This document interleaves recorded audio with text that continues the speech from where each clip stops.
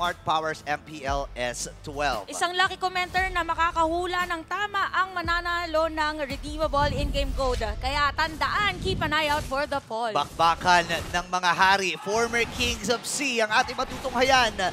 Tournament live para sa Omega at hinahabol yung top 2 spot ng RSG. Let's see kung ano ang mga magaganap. Kung early game naman yung titignan natin for the side of Smart Omega, meron silang kakayahan pa din dahil nandyan yung back siya nga ni Matt. Kung dati nakarely lang sila sa scaling hero ni Etomax and ni Kelra, ngayon with the addition of Matt's hero pools, tulad nitong back siya, kaya lang kontrolin yung turtle better. Tsaka kapansin-pansin din yung ginagawang rotation dito ng Smart Omega at RSG. Yung mid lane nila tsaka yung XP magkasama sa baba. Tapos sa gitna, yung mga roamers nila, di ba? Sabi kasi natin kanina, abangan natin laban ng XP lane eh. Ayun, nag-XP lane muna. Napaka-importante kasi ng XP lane ngayon kasi heavily relying on gold lane ang both RSG and Omega. So punta tayo ng XP lane para maiwas yung team fight sa gold lane. Tama. No, dapat kasi hindi masyado kumpulan doon. And kapansin-pansin din kanina sa mga emblems, sobrang priority dito ng mga agility. Saka yung mga quantum charge. Quantum charge din. Lalo na sa side ng RSG kasi mas gusto nga nila na makontrol yung rotation na meron sila at the very early. And ang magiging puhunan nila would be this XP lane. Mas gusto nila na mabigyan ng maaga itong lapo-lapo para hindi makasama doon sa clash. Kasi imagine Ryota on the backline. Tapos si Eman yung target niya. Now, itong si Matt susugod. Medyo makunat si Kuya Nats. Pero tingnan natin kung meron damage ang side ng RSG. Flicker. May pinito mag-flicker up. Grabe naman. Talagang ingat na ingat ang ating mga players at wala munang mga first blood sa ating 2-minute game time. Pitikan lang, si Matt nagamit niya yung 30 presence niya. Ngayon magsisimula na ang unang turtle ng ating game, Irad. Hinahatak lang doon sa may dulo habang pagulong-gulong with the back sa Shield Unity.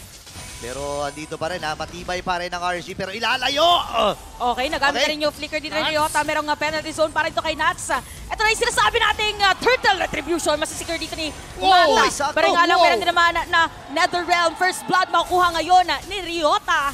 At lamang ngayon ang Smart Omega pa rin sa gold. Pero sabi ng RSG, okay, dediretso na lang muna kami doon sa may jungle area. Wow, very crucial Netherrealm para dito kay Etomax. Saktong-sak, onti na lang yung buhay ni Matt. Parang isang decimate na lang yon from Irad. Pero with that Netherrealm na galing kay Etomax, na-save pa yung buhay ni Matt. And not just that, yung pagka-brusko niya right from the start, hindi siya sa turtle pumunta. Pinuntahan niya si Irad agad.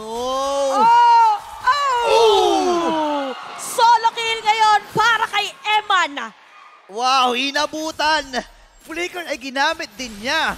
And masasabi natin pagka-match up between 1-1 at saka itong Ixia, lamang agad sa laning eh. At saka yung concept na kayong dalawa lang nandun sa lane, walang 1v1, tulong. 1v1 yun, boss. Kung sa mga stream lang yan, parang mabibigyan ka na ng skin. Nagkataon pero sa may top lane. Sino nga ba talaga mabibigyan dito ng isa? Pero counterplay. Pero Eman's gonna be down. Sabi dito ng Omega, kailangan din naman namin bumawi. Kaya dalawa ang kanilang mapapatay dito sa may taas. Pero may bawi lang din naman si Aqua sa pool dito kay Chaknu. Inabutan pa ng Aster Recall mula dito kay Aqua. And grabe yung pinapamalas na magkabilang kupunan na to. Kelra, unti-unti bumabawi. Tinatry lang niyang pumlato doon pero makakalmot siya ni Irad. Layo muna muli. And ngayon, available na rin yung Clock of Destiny para kay Aqua. Pero kung babalikan nga natin yung binabanggit nyo kanina, yung matchup ng Ixia at ng 1-1, automatically panalo talaga yung Ixia doon kasi meron siyang passive, bumabalik yung buhay niya. So yung poke damages ng 1-1, hindi ganun kaganda against that Ixia. Pero ang gusto ni Kelra dito kasi nakatingin siya dun sa macro scale Tinitingnan niya na kapag mamaya sa clash, libreng-libre lang siya kasi walang pang major target, walang pang sure lockdown ang side ng RSG bukod dun sa Holy Baptism. Gusto ko rin yung ginagawa dito ni Irad, no? Kuha muna siya ng Molten Essence. Most likely magiging medyo tanky na Martis ito kasi kung titignan mo yung lineup nila, wala nga naman talagang sasalo ng damage. Pero si Chaknu ay nag-aabang at ngayon Grabe, sabi natin, pag si Sir Matt na padaan, mapapasaluto ka talaga. Dumaan lang ang sakto retribution dito sa may turtle. And for RSG, it's something that they need to look forward or they have to be prepared kasi this is the second time. Ngayon para kay Sir Matt. Pati ako napapa-Sir Matt, naririnig ko kasi sila Sir Matt. Sir Matt, pati Sockmed nila Sir Matt Si Sir Matt, alam natin na from MDL, marami pang question sa kakayahan ni Matt pagpasok dito sa MPL. Pero pinapatunayan niya talaga. Unang harap, pero mamaya na natin pag-usapan niya kasi dadamba dito si Matt. Okay, si Kuya Matt ngayon ay medyo magbibitaw lang ng kanyang mga planggana. Meron dito ng Astral Echo na gagamitin para kay Irad. Aqua. Meron Barrage! paggamit ng full barrage! Pero yung nga lang, wala pa yatang damage para sa RSG. Sabi nila ng Omega, pwede naman lumaban. Kelra! Sira dito ako na makukuha. Kelra with the kill at mukhang diretso pa nga. Book sa may top lane and disengage. Wow, unang death para dito kay Irad. And ang ganda ng pagbawi ng Smart Omega doon, ha? At alam mo, si Matt buhay pa din. Hindi rin siya nabigyan doon. Sabi nga ni Coach Dap, ang power spike ni Matt kapag nakakakain siya, nag-drive-thru lang sa kanina. Ayan din, Ayan, mag-drive oh. na din ngayon, Boss, hindi magre-recall. Bilis. Diretso lang din. And again, for Omega, they are at 1.1k gold lead. RSG, medyo Martis pala to. Okay. Kailangan Snowball early rin game tayo. nila. Dapat snowball eh. And sa ngayon, hindi pa naman na mababa yung power spike or yung potential power spike ng isang Martis. Kaya lang kasi nakatanky mode na ano to eh, na Na Martis eh. So I think kailangan ding tingnan ng Smart Omega na malambot pa rin tong hero na to. May heal lang yan, may movement speed, may iwas lang ng crowd control mula dun sa Mortal Coil, pero malambot pa rin yan. Knowing na yung mga items pa niya dito would lean towards a Hunter Strike and a Molten Essence. So, Yeah. technically, wala pa siyang masyadong defense. Puro damage base pa yung mga items na binibigay niya. And ngayon, pwedeng i-punish yun ng Omega. Pero 5 players from RSG grouping up on the mid lane. Pinipigilan nila. Ang taas pa na ng team fight potential ng Omega. E di tayo din, magsama-sama tayo. Ito na, speaking of sama-sama, nandito ang tatlo, laban sa tatlo, pero ito masasama na ka rin. Merong Astral Echo, Nats with the Sakto. penalty zone. May tatamaan doon and Nats gonna be down. Sa mga palitan ng Netherrealm. RSG, merong poke na manggagaling dito kay Irad, pero not enough damage para sa kanila. Bulin pa ba Oh. ni Ryota? Meron namang Cyclone Eye. Hindi naabot pa. Perfect timing para sa Omega ngayon na kumuha ng pagong. Wow, pero habang nangyayari yun, nakabasag sa bandang ibaba itong si Exactly. Kelra ng turret. At malaking up yun para sa kanilang kupunan. Yun yung sinasabi ni Joshi Cakes kanina. Exactly. Na okay lang yung kanina sa may top. Na kung maglilima man ng RSG, magko-commit sila na magsama-sama, it's a go time for Kelra na magkumuha ng space, kumuha ng mga farm doon sa side lanes, at dalawa na yung napupush niya, dalawang first tier Wow. turrets na. So ngayon, pwede pa nilang ulit-ulitin yan kasi nga nabanggit natin kanina, yung power spike ng Martis kailangan, nakakakuha siya ng kills. Ideally, 5 minutes, dapat naka 3 kills na tong Martis na to para may item na agad na pampalag eh. Oo, tsaka ngayon, makikita kasi natin na ang RSG, hinahanap pa rin nila eh. May tempo pa rin sila na sinusundan. And dahil nga sa kakulangan nila ng frontliner, kasi si Nats lang talaga most likely ang tatangke dyan eh, di ba? With the passive na meron siya. Pero unti-unti naman nakakabuo, no? Eman dito, okay na, meron na rin siyang Demon Hunter Sword. And even itong si Rafaela na nakapoto na rin. Tsaka ang dami talaga mga moments, di ba? Regardless kung gaano talaga kalamang yung isang team ay may chance pa rin na nahabulin as long as maging tama lang talaga yung flow ng minion wave. Yeah. But speaking of flow, nakikita natin Smart Omega sa may bottom lane. Mukhang ito ang kanilang gustong kuhanin. So si Kuya Matt ay magdadrive through lang Si Sermat. doon sa may... Parang automatic na pala na may Sermat pag nasa Oh, Santo, no? Sermat. Eh. Oo nga si Sermat. Ngayon, 5 members mula sa Smart Omega papasok sila na mag-iipon din nila. Okay, si Ira dito ay mapipilitan na lumayo pero pahihintuin pa rin dito na back siya. Meron pang Netherrealm na gagawin nila. Tapos si Nats Full papasok barrage! po na penalty zone. Meron rin yung full barrage! Pero patay pa rin si Chaknu. Ooh. And eto Max with a double kill. Hindi pa tapos ang Kelra! laban dahil Nakalipad! si Embana ay makakakuha ng kill. At lumipad na nga din si Kelra. Papasok pa dito si ito Max at makakauwi pa both Eman and Aqua. Hihinga ba, hindi umabot yung damage mula kay Eto Max. Pero napaganda rin pinakita ng Smart Omega dun. Sabi nyo kasi kahapon si Tito Max pang likod lang, ito humaharap na. Pumiplicker in na tong Paramis na to and this is gonna be deadly. Lalo-lalo na kung gusto talagang magdikit-dikit ng RSG, yung multiplier ng Ghost Bursters, pwede nilang i-maximize yun. And not just that, Kelra with the patience na ipop yung kanyang crossbow tang. Alam niya na meron pang kits ang side ng RSG doon na, teka, makakaiwas pa to, mabubuhay pa to, pero right at that time, na nung wala na silang maiba to, nandun na yung talon, nandun na yung lipat. Kailangan nilang hanapin dito at i-shutdown itong si Kelra or patayin itong si Kelra. Kasi ngayon, masasabi natin na hindi pa super bumabakat lahat ng mga normal hits dito ni Kelra. Pero maya-maya, kapag nakakuha na ng mga items na kakailanganin niya and damage dealt dito, look at that. Aqua hindi pa rin nagpapahuli pero ito Max. Yun sabi mo nga kasi kahapon, likod lang pero mamaya na yan. Okay, Emana, ang kanilang target at kailan makakakuha ng kill doon. Ginagamit kayo ng Smart Omega ang kanilang Netherrealm para mag-engage against RSG. Parang nabaliktad. Barangay ngayon ang nangre-raid sa mga Raiders. Talagang ito yung pagbawi nila eh. Sabi nila sobrang importante para sa amin ang laban na ito. Kasi kinakabahan na rin kami. Di ba? Hindi namin alam kung makakapasok kami sa playoffs and nakikita natin na lalong mas nagiging epektibo yung ginagawa na never say die attitude dito ng Smart Omega. Ngayon, hawak nila ay 5.8k gold pero doon sa may pantang ibaba may nangyayari ha. Oo, una nakita natin sa CCTV na padaan yung Lord, pero ito ang nakikita ngayon sa Oh, CCTV. 1v1 Si na Matt at Irad natagpuan doon malapit sa base ng Omega. Oh, Mukhang no! mapapatay pa nga yata dito si Irad! Uy! Meron pang Cyclone Eye. Tabak. Okay, buhay pa rin. Tapos yung Lord sa may bottom lane, magpo-flow pa rin para sa side ng Omega. Mukhang hindi pa uuwiin. Dito si Irad na makakauwi. Makakauwi siya dito pero yung Lord ay nasa may bandang ibaba. Level 1 Lord pa lang naman. Itong nakakaharapin nila. Pero kasi tulong-tulong sa pagsulong dito. Ang Ryota! Smart Omega, papasok na nga sila! Okay, Irad dito ay merong pag-set up. Light makakakuha ng kill against Ryota. Medyo napalalim nga lang yata doon ng Smart Omega. Si Nats, ibabataw na iwawas-iwas ang kanyang maso. Pero ito na ang pagkakataon Habol. ng Omega na makatakas. Pero sabi ng RSG, hindi pa pwedeng Baray. umalis. Kami ay hahabol at meron din namang Nats. pagbitaw ng mga skill. Si Nats, nandito yung mga paghampas niya. Ngayon papasok si Chakno! Chakno. And Minowan Fury. Talbugan ang mga members dito ng RSG. Pero nandun si Kera. Makakalipad. Eman dito sumasabay na nga rin. At si Irad nakikipagsuntukan sa dalawa. Tatlo. At siya ay babagsak. At si Eman nilahabol dito si Matt. Or baliktad, si Matt nakuha dito si Eman. At si Nats ngayon. Oh, no! Naampas ng Maso and Nats with a double kill. Madalas ko itong sinasabi na para maging efficient ang isang Terizla, kailangan sumasama siya sa mga team fight. Kailangan nandun siya.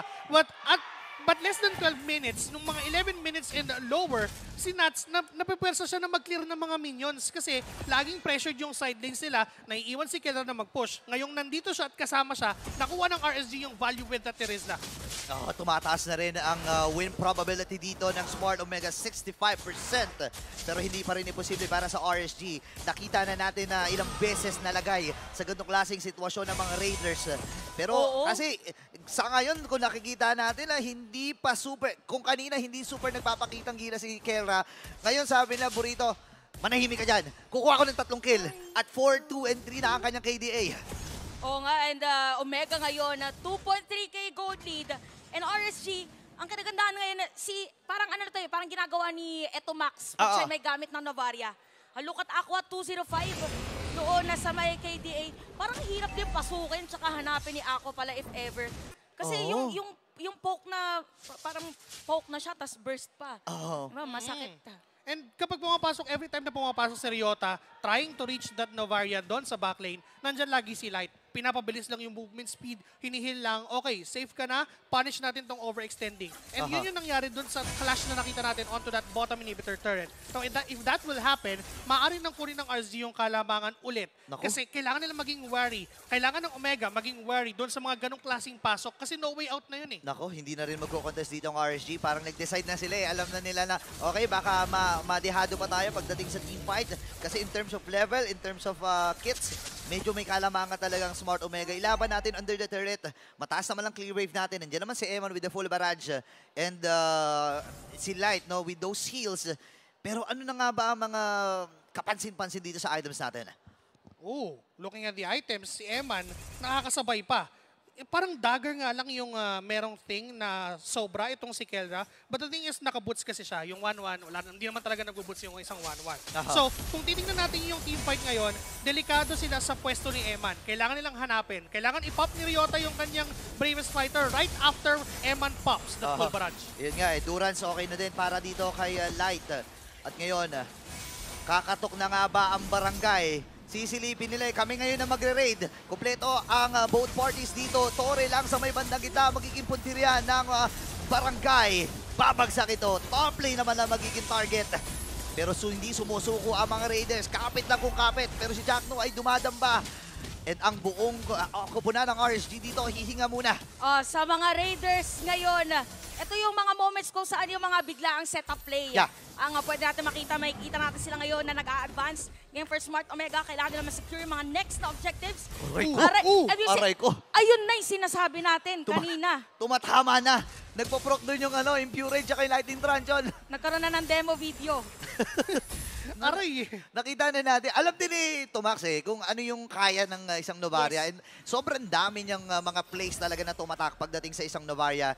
Pero delikado Oo, ang pwesto nila. Oh, meron yata conceal. Okay, nagamit namin pa Astral Echo. Malalaman dito ng RC. Kelra? Pero sa mga players dito ng Omega. Si Matt! Makukuha dito. Pero Sa may likod! damage naman. Na full barrage para kay Eman. Makukuha dito ni Matt. At mapasok pa nga si Ryota. Pero Bitin! Ryota makukuha dito ni Iran. Free hit lang para kay Eman. Medyo Gitna. nagulo ang Yung mid, ating yung mid. nag-fight. Habang Yung mid lane. si Eman na nagiging target nila. Pero si Kelra diretso lang din naman. Double kill para kay Iran. Yung mid, yung mid, Ay, yung mid. dito ang 1-1. Pero mid lane pala. Oh, Ang no. gusto.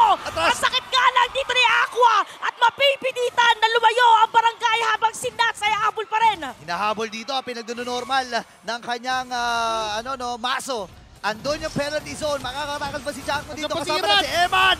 At nag-decimate dito ni Irad. Dalawang bagsak para sa kubunan ng Smart Omega.